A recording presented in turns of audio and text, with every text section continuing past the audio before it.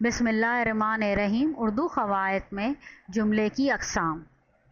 جملہ اسمیہ، جس جملے میں مسنت عالیہ اور مسنت دونوں اسم ہوں، نیز فعل ناقص آئے، ایسے جملہ اسمیہ کہتے ہیں۔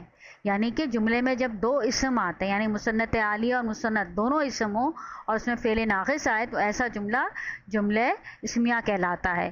جملہ اسمیہ میں مسنت عالیہ کو مبتدا کہتے ہیں اور مسنت کو خبر کہتے ہیں۔ یعنی کہ مسنت عالیہ کو ہم مبتدا اور مسنت کو خبر کہتے ہیں۔ اب یعنی کہ اسد اور بیمار کیا ہے؟ دونوں اسم ہیں، یعنی مسنت عالیہ اور مسنت دونوں اسم ہیں، اور اس میں ہے کیا ہے؟ جملے میں فعل ناقص ہے جو دونوں اسم ہیں، یعنی اسد اور بیمار کو آپس میں ملا رہا ہے۔ ایسے جملے کو ہم جملہ اسمیہ کہتے ہیں۔ اب جملے فعلیہ کو سمجھتے ہیں۔ جس جملے میں مسنت عالیہ اسم ہو، یعنی جو شخص کے بارے بات ہو رہی ہو اسم ہو، مگر مسنت فعل ہو، یعنی جو کچھ بتایا جا رہا ہے وہ فعل یعنی کام ہو، اسے جملہ فعلیہ کہتے ہیں۔ جملہ فعلیہ کے مسنت عالیہ کو فاعل کہتے ہیں، یعنی کام کرنے والے کو ہم فاعل کہتے ہیں۔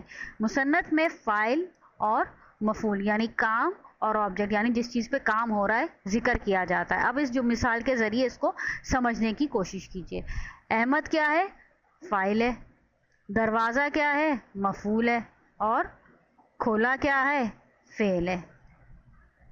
تو یہ جملہ کیا بن گیا؟ جملہ فعلیہ بن گیا۔ یعنی کہ جس جملے میں مسنت عالیہ اور مسنت عالیہ اسم ہو اور مگر مسنت فعل ہو، یعنی کہ احمد کیا ہے؟ مسنت عالیہ ہے، اسم ہے، لیکن دروازہ جو مسنت ہے وہ فعل ہے۔ اور اس میں جملہ اسمیہ میں ہم نے کیا سمجھا تھا؟ جس میں مسنت عالیہ اور مسنت دونوں اسم ہو اسے ہم جملہ اسمیہ کہتے ہیں، اور جملہ فعلیہ وہ ہے جس کے اندر مسنت عالیہ اسم ہے اور مگر مسنت کیا ہے؟ فعل ہے۔